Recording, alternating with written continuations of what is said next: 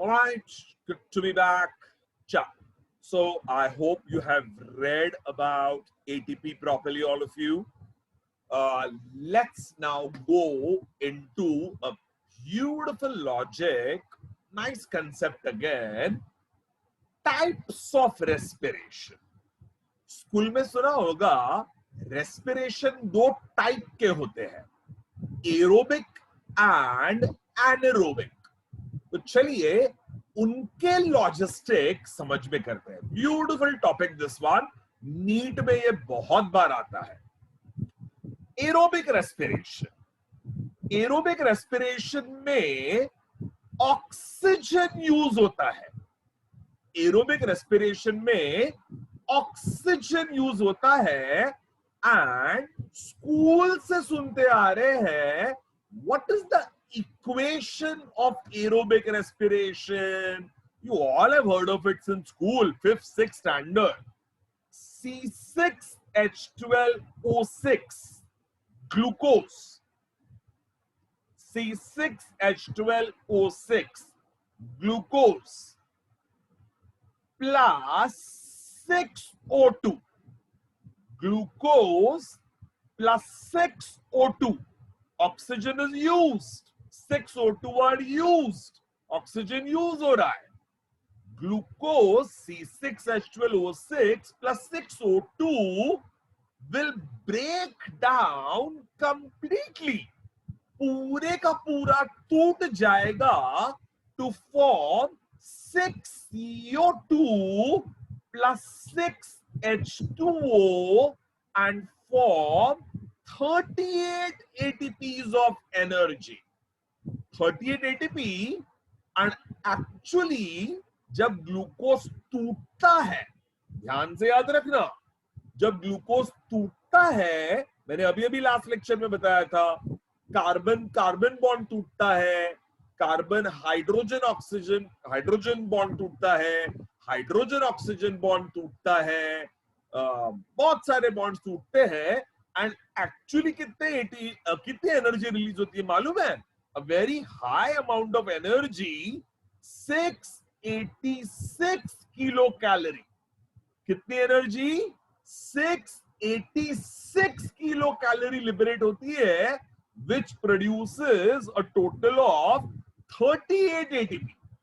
तो एक ग्लूकोज के टूटने पे एनर्जी ट्रिमेंडस लिबरेट होती है, क्योंकि कार्बन कार्बन बॉन्ड में तो बहुत हीट होती है, बहुत किलो कैलोरीज होती है. तो कार्बन कार्बन बॉन्ड टूटता है, उसमें से ट्रिमेंडस एनर्जी लिबरेट होती है. And carbon hydrogen, if you remember, there are C6H12O6, यानी 6 कार्बन, 12 हाइड्रोजन, 6 ऑक्सीजन, इतने मॉलिक्यूल एटम्स का एक ग्लूकोज मॉलिक्यूल होता है. जब पूरा ग्लूकोज टूटता है and all the bonds break, सारे के सारे बॉन्ड टूट जाते हैं, तो carbon carbon bond, carbon hydrogen bond, carbon oxygen bond, oxygen hydrogen bond, पूरे का पूरा ग्लूकोज टूट जाता है. मैक्सिमम कितनी एनर्जी लिबरेट होती है? A total of 686 kilo calorie. 686 kilo calorie is liberated. और उसमें से एटीपी कितने बनेंगे? उसमें से बनेंगे अ टोटल ऑफ 38 एटीपी. तो 686 में से एटीपी कितने बनेंगे? 38. Where does aerobic respiration take place? Aerobic respiration begins in the cytoplasm. Aerobic respiration starts in the cytoplasm by a process which we will do next lecture called as glycolysis.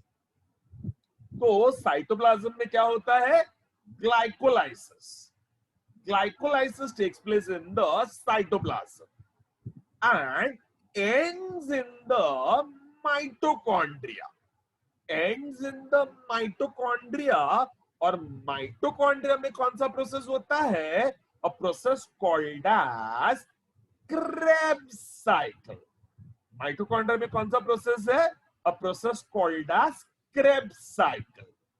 And Krebs cycle से वो and होता है। तो cytoplasm में glycolysis होता है, उसमें से थोड़ी एनर्जी बनती है, थोड़े से एटीपी बनते हैं, थोड़े से, बट मेजॉरिटी एटीपी माइटोकॉन्ड्रिया में बनते हैं by the process called as Krebs cycle, and that is the reason mitochondria are called as the powerhouses of the cell, क्योंकि मेन एनर्जी ग्लूकोज के टूटने से माइटोकॉन्ड्रिया में बनते हैं। Krebs cycle से maximum of the 38 ATPs are formed in the mitochondria by the Krebs cycle, and that is the way 38 ATP बनते हैं। Now, glucose in aerobic respiration breaks down completely.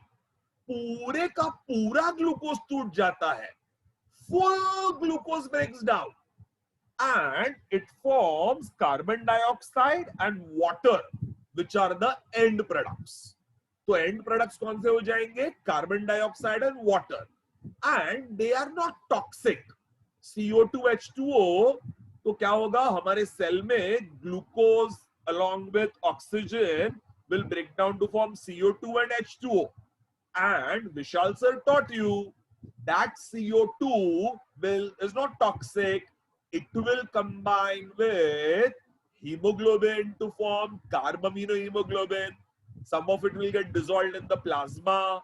Some of it will become calcium, bicarbonates, and it will get transported back to the lungs in the form of carbonic acid and dissociate again. And carbonic acid टूट जाएगा, CO2 and H2O liberate हो जाएगा। हम लोग जब mirror पे breathe करते हैं, हाँ, तो उस पे वेपर आता है, वेपर आता है, उसका मतलब what have lungs given out, और वेपर पे हम लोग अपना नाम लिखते हैं ना, बचपन से करते आ रहे हैं। तो what is lungs giving out? CO2 along with it H2O. तो जो दो 6CO2 and 6H2O है, they are liberated out. They are not toxic to the cell. तो एरोबिक रेस्पिरेशन में कोई टॉक्सिक प्रोडक्ट नहीं बनता है, ये याद रखना। जब हम लोग एनारोबिक करेंगे ना, उसमें टॉक्सिक प्रोडक्ट बनता है। एरोबिक में CO2 and H2O are not toxic. CO2 is transported as carbonic acid, as carbaminohemoglobin, as plasma, carbon dioxide dissolved in plasma and exhaled out through the lungs, and is not toxic. And where does aerobic respiration take place? It takes place in higher organisms called as eukaryotes. Plants, animals, human beings, we all are higher organisms. हम में ये होता है called eukaryotes. More specifically, multicellular animals are called eukaryotes. तो जितने भी multicellular animals हैं are all higher organisms, eukaryotes. उनमें होता है aerobic respiration, and it releases a lot of energy. 38 ATPs are liberated. बहुत energy 38 ATP liberate होती है. Now, इसके contrast में you have anaerobic respiration. Anaerobic respiration में oxygen use नहीं होता है. No oxygen is used. So how will anaerobic respiration take place? ध्यान से सुनना. Glucose, without using oxygen, no plus 6O2, without using oxygen, forms 2C2H5OH plus 2CO2 plus 2 ATP. So what does glucose do? Without using oxygen, forms 2 molecules of C2H5OH. What is C2H5OH? Ethyl alcohol. तो anaerobic respiration में glucose से ethyl alcohol बनता है, 2 carbon dioxide बनते हैं और सिर्फ 2 ATP बनते हैं। एरोबिक में कितने बने थे? 38। और एनारोबिक में कितने बनते हैं? Only 2 ATPs. And where does aerobic begin? Starts in cytoplasm, ends in mitochondria. Glycolysis, cytoplasm, Krebs cycle, mitochondria. That is aerobic. Anaerobic begins and ends in the cytoplasm. Why? Because in lower organism. Why? Because it takes place in lower organism like bacteria. And bacteria are called as prokaryotes. Unicellular, prokaryote. Bacteria are unicellular prokaryote. और विशाल sir ने आपको अभी सिखाया है कि bacteria के अंदर unicellular prokaryote के अंदर सेल ऑर्गेनील होते ही नहीं है। So there are no mitochondria. Mitochondria होते ही नहीं है। And bacteria, in other words, prokaryotes, unicellular organism, because they do not have mitochondria, what will take place? If you remember, glycolysis, उसमें कम एनर्जी बनती है, बट मेन एनर्जी कितने बनती है? माइटोकॉन्ड्रिया में, if you remember, by the process called Krebs cycle. And mitochondria are the power houses of the cell. तो bacteria के अंदर there are no mitochondria, which means there will be no Krebs cycle, and amount of energy produced is only 2 ATP. सिर्फ 2 ATP बनते हैं. So it is a very incomplete process and very primitive process. By the way, breakdown of glucose is incomplete.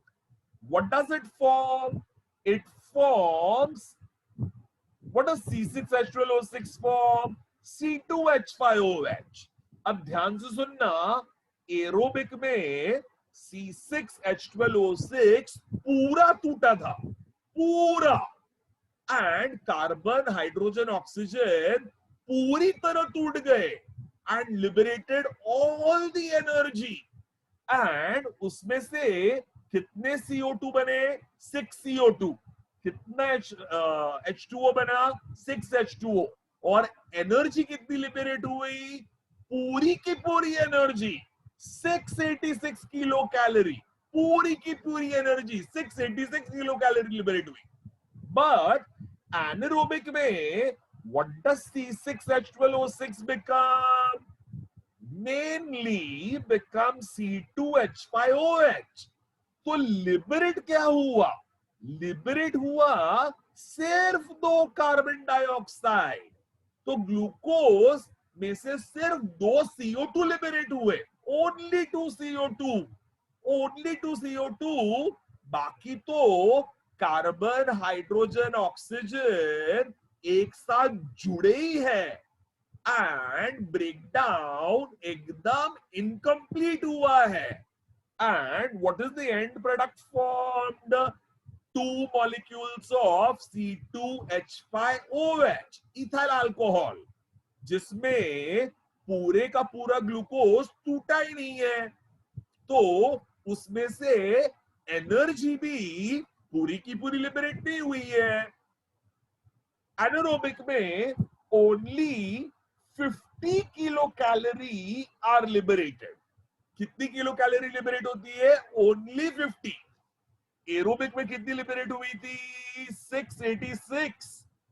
Full energy liberated, क्योंकि glucose पूरा टूट गया. Anaerobic में कितनी liberate होती है? Only 50 kilo calorie. Only 50 kilo calorie, क्योंकि anaerobic में ग्लूकोज पार्शियली टूटा है. It does not form CO2 and H2O. All bonds are not broken. It has only formed C2H5OH. तो अभी भी कार्बन, हाइड्रोजन, ऑक्सीजन जुड़े हुए हैं. सिर्फ 2 CO2 लिबरेट हुए हैं. तो ब्रेकडाउन पार्शियल है, कंप्लीट नहीं है. एंड सिर्फ 2 CO2 लिबरेट हुए, तो instead of 686, how much energy was liberated? Only 50 kilo calorie. And उसमें से कितने एटीपी बनते हैं? Only 2 ATPs are form. तो एरोबिक में कितने एटीपी बने? 38. एरोबिक में कितने बने? 38 ATP. Aerobic forms 38 ATP. Anaerobic forms only 2 ATP. And importantly anaerobic में क्या बना? C2H5OH. Sir, C2H5OH ethyl alcohol toxic होता है.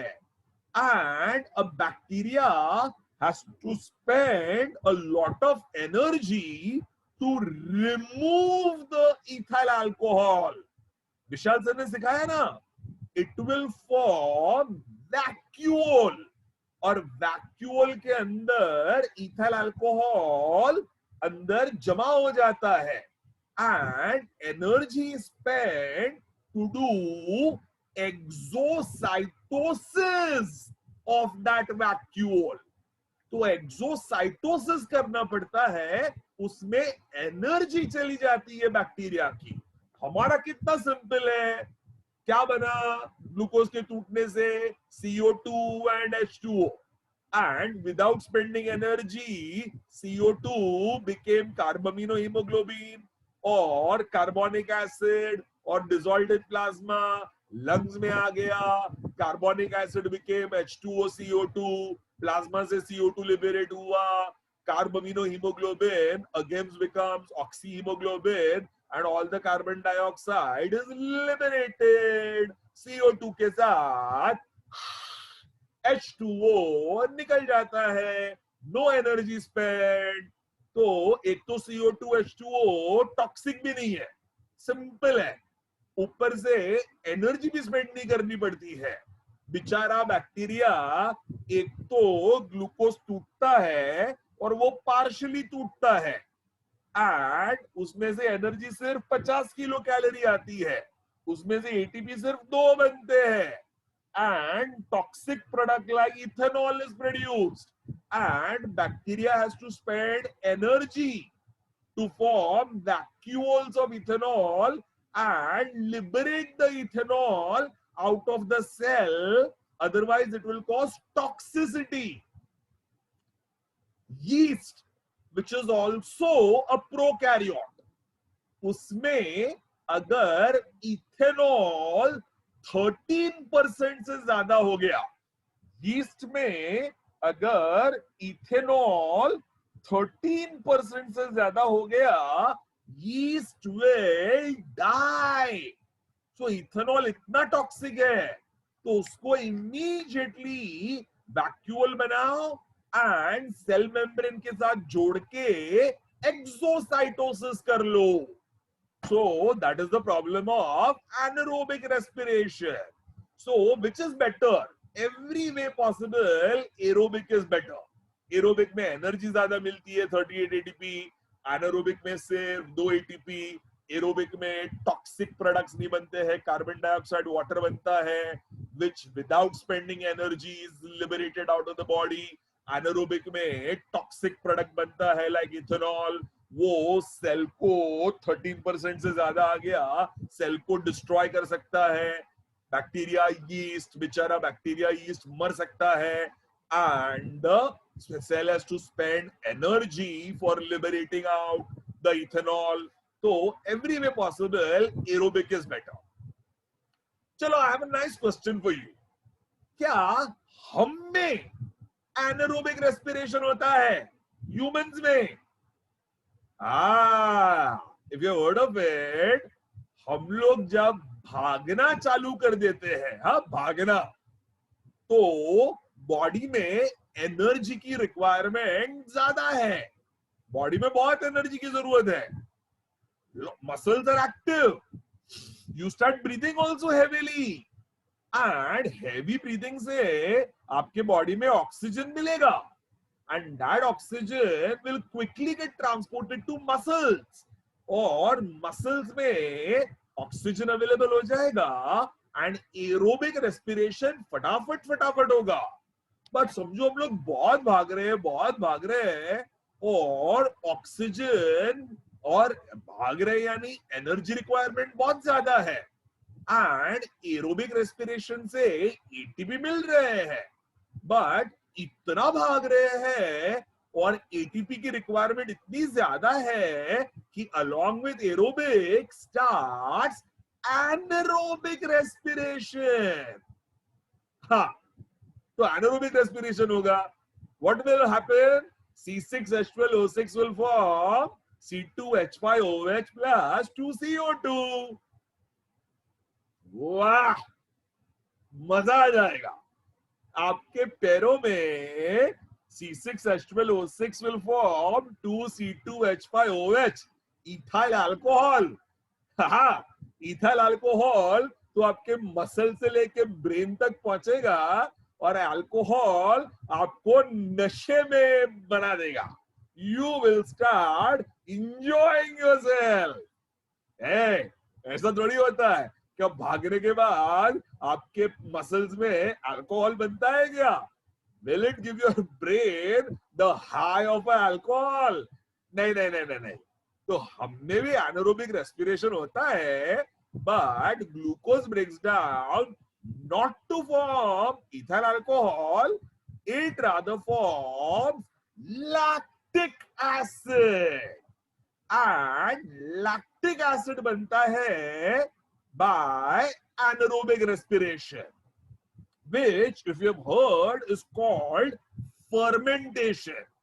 तो हमारे मसल्स में fermentation होता है, which is a type of anaerobic respiration, और उससे इथेनॉल नहीं बनता है, not ethyl alcohol, but lactic acid बनता है. And lactic acid सुना है causes cramps. आपके मसल्स में क्रैम्प्स आते हैं. भागा है तो मसल में क्रैम्प आए ना, that is because of lactic acid. By the way, ethanol toxic होता है, बट लैक्टिक एसिड टॉक्सिक भी नहीं होता है. Lactic acid is safe. Lactic acid बनता है आपके मसल्स में, but it will go from the muscles back into your, I'll just show you, back into your, एक ही second, back into your liver, और liver में lactic acid gets converted into glucose and glycogen by a process called as Cori cycle. तो Cori cycle से the lactic acid in your liver will again become glucose and glycogen. तो lactic acid toxic नहीं है. So चलता है. हम में aerobic respiration भी होता है, और भागने पे एरोबिक के साथ साथ एनारोबिक रेस्पिरेशन, फर्मेंटेशन होता है. बट फर्मेंटेशन से what does glucose become? Glucose becomes lactic acid. What does lactic acid do? Gives you cramps and energy is liberated. हाँ, बट एनारोबिक में, फर्मेंटेशन में ओनली 2 ATPs are formed ना. तो it's a bad process, उसमें भी दो ही ATP बनते हैं. Like anaerobic respiration, only two ATPs are formed even by fermentation. तो ये fermentation कहते हैं उसे, and by fermentation sugar breaks down to form lactic acid, which forms only two ATP. तो एनर्जी कम है, तो मेन तो एरोबिक है, बट थोड़ा थोड़ा एनारोबिक भी होता है. जितना एटीपी मिला उतना अच्छा ही है ना, मसल्स को इतनी एनर्जी मिलेगी. एंड प्रोडक्ट कौन सा बनता है? Lactic acid. लैक्टिक एसिड क्या देता है? क्रैम्प्स. कुछ टाइम के बाद वो क्रैम्प्स बहुत पेनफुल हो जाते हैं, you can not even run after that, and then you stop running. And हाँ, lactic acid is not toxic. From muscles it goes to liver. In liver it undergoes Cori cycle, and Cori cycle say it will again become glucose and very specifically glycogen. तो glycogen बन जाएगा, and glycogen will have reserve of sugar. So we are very evolved compared to a bacteria. We have aerobic respiration, which is 38 ATP. We have fermentation in emergency only, in which glucose forms lactic acid producing only 2 ATP. But unlike bacteria, where ethanol is toxic and can kill the bacteria or yeast, humme lactic acid is not toxic. It goes to the liver, undergoes Cori cycle, and forms glycogen. So no problem at all. Very nice. Very important, sir. When a molecule of glucose breaks down completely, it releases 686 kilocalorie of energy, जो मैंने अभी आपको बताया.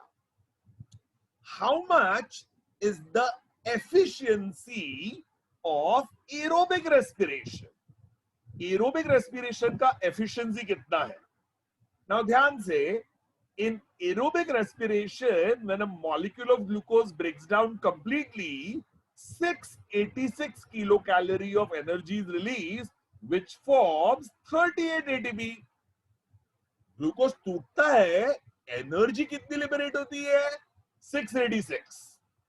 और ATP कितने बनते हैं? 38. तो चलो थोड़ा मैथ्स हो जाए. 1 एटीपी में 7.3 kilo calorie of energy is stored between the second and the third phosphate. तो मैंने अभी बताया था, आपके साइटोप्लाज्म में और माइटोकॉन्ड्रिया में घूमते कौन रहते हैं? एडीपी, एडिनोसिन डाइफॉस्फेट घूमते रहते हैं, एडीपी. और साथ में घूमते रहते हैं इनऑर्गेनिक फॉस्फेट. इनऑर्गेनिक फॉस्फेट घूमते रहते हैं साइटोप्लाज्म में भी, माइटोकॉन्ड्रिया में भी. ADP also and inorganic phosphate also. And जब ग्लूकोज ब्रेक होता है, टोटल ब्रेकडाउन में कितनी एनर्जी लिबरेट होती है? 686 किलो कैलोरी. और what will 1 ADP do? 1 adenosine diphosphate, चाहे वो ग्लाइकोलाइसिस हो साइटोप्लाज्म में या क्रेब्स साइकिल हो माइटोकॉन्ड्रिया में, जब ग्लूकोज टूटते रहता है उसमें से 686 किलो कैलोरी लिबरेट होती है. Then 1 ADP traps only 7.3 kilo calorie and combines with a IP. कितनी एनर्जी? एक एडीपी सिर्फ 7.3 किलो कैलोरी को ट्रैप करके साथ में एक फॉस्फेट के साथ कंबाइन हो जाती है. फॉस्फेट यानी क्या? If you remember, phosphoric acid, H3PO4, also called IP, inorganic phosphate. And ADP plus inorganic phosphate with 7.3 kilocalorie energy stored becomes a molecule of ATP. तो एक एटीपी में कितनी एनर्जी ट्रैप हुई? ध्यान से देखो यहाँ, 7.3 किलो कैलोरी ट्रैप हुई. एक एटीपी में कितनी एनर्जी ट्रैप हुई? 7.3 किलो कैलोरी ट्रैप हुई. बाय द वे टोटल कितने एटीपीज बने, चाहे वो साइटोप्लाज्म ग्लाइकोलाइसिस हो या क्रेब्स साइकिल माइटोकॉन्ड्रिया हो, हाँ मैक्सिमम माइटोकॉन्ड्रिया में बनते हैं, so they are called power houses, but दोनों टोटल कितने बनते हैं 38, दैट वी नो, ये किया हमने। That aerobic respiration forms how many ATP, 38 ATP, 38 ATP, तो ये एरोबिक में 38 एटीपी बनते हैं। एंड ध्यान से अभी 38 एटीपीज आर फॉर्म टोटल, एक एटीपी में कितनी एनर्जी है 7.3 किलो कैलोरी, एक एटीपी में देखो ध्यान से कितनी एनर्जी है 7.3 किलो कैलोरी, तो टोटल 38 में कितनी एनर्जी स्टोर होगी 277.4, 38 into 7.3 is 277.4 kilo calorie trap हो जाती है। ब्यूटीफुल लॉजिक, ब्यूटीफुल, ध्यान से सुनना।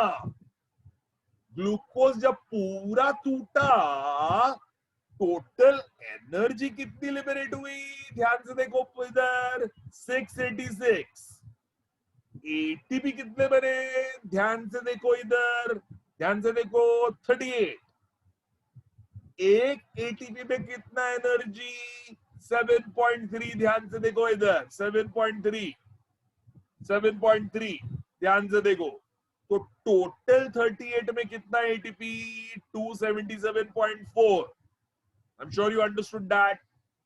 Now 277.4 kilocalorie out of 686, do the maths, is 40%. 40% is the amount of energy stored in the form of ATP. And efficiency of aerobic respiration is 40%.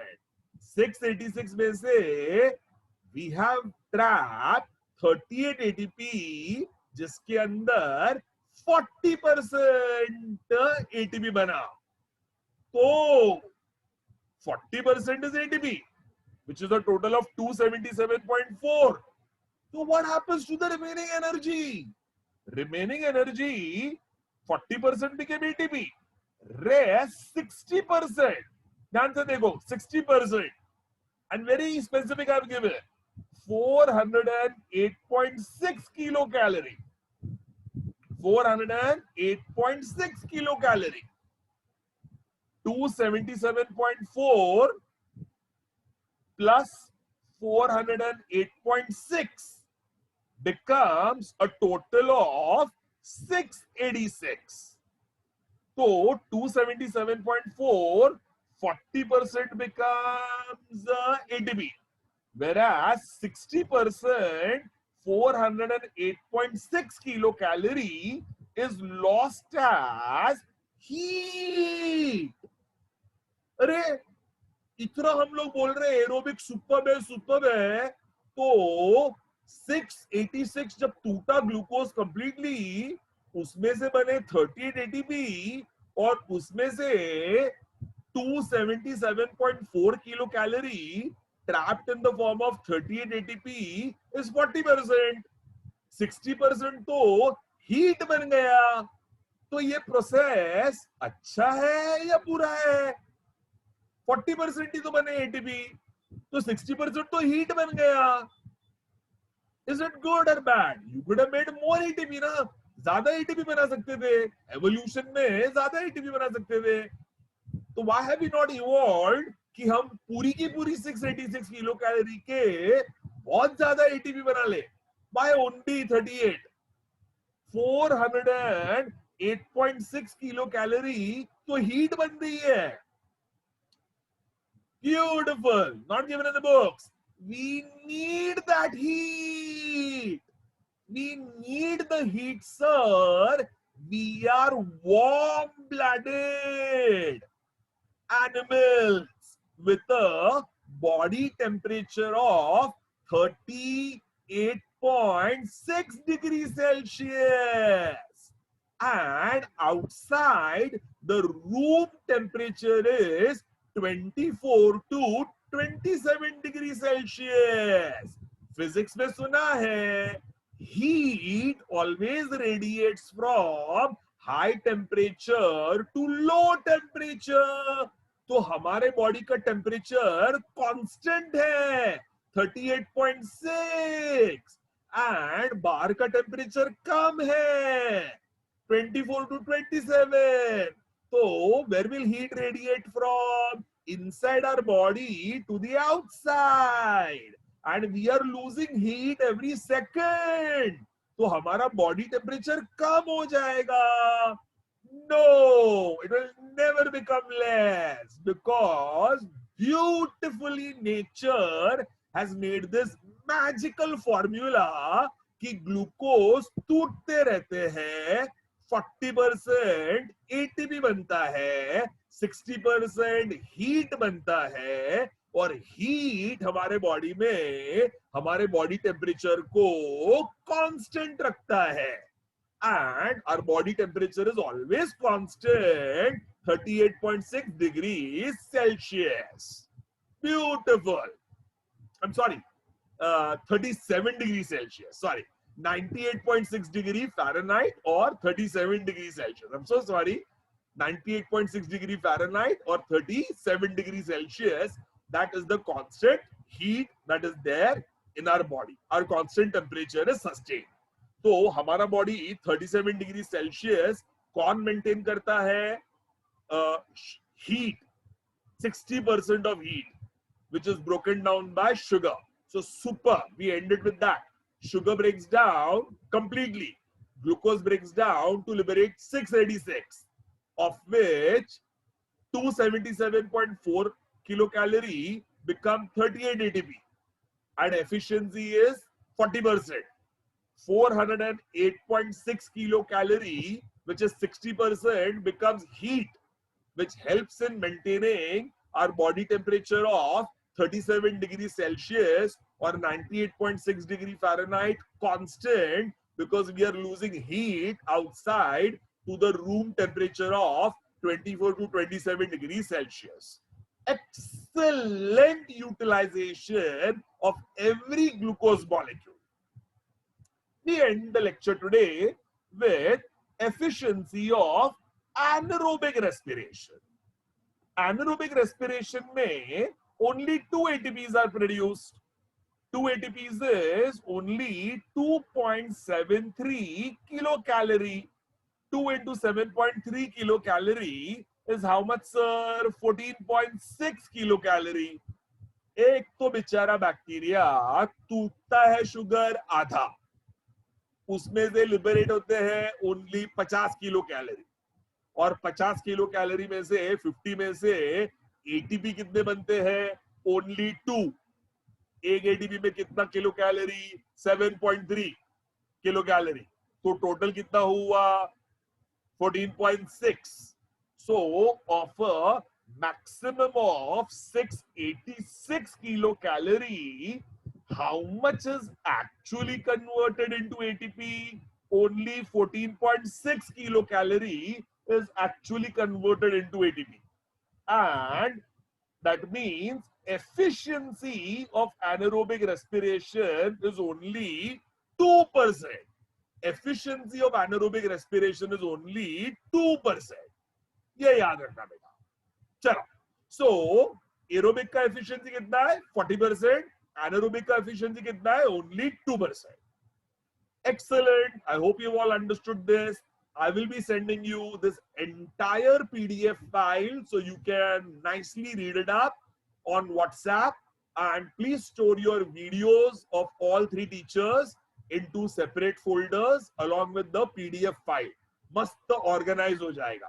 चलो, next session we will do glycolysis. Super, मजा आएगा आपको. Take care. God bless you, beta. Bye bye. See you for your 1:30 Zoom session. Bye.